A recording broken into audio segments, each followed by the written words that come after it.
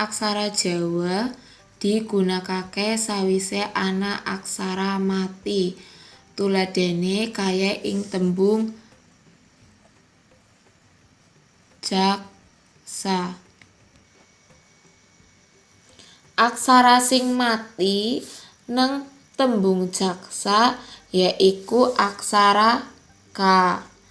Mula tembung jaksa mengkone yen nulis kudu nggunakake pasangan aksara Jawa.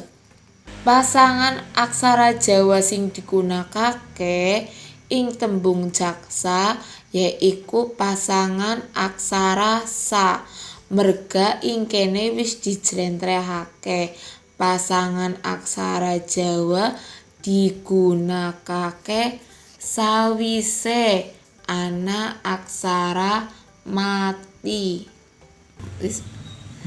Kaya mangkene panulisane.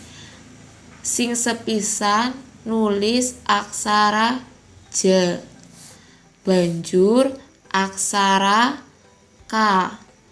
Lan mau wis diterangake menawa utawa sawise ana aksara mati kudu migunakake pasangan aksara Jawa.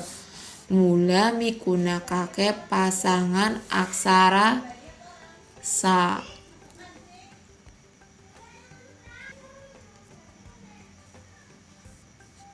Jaksa.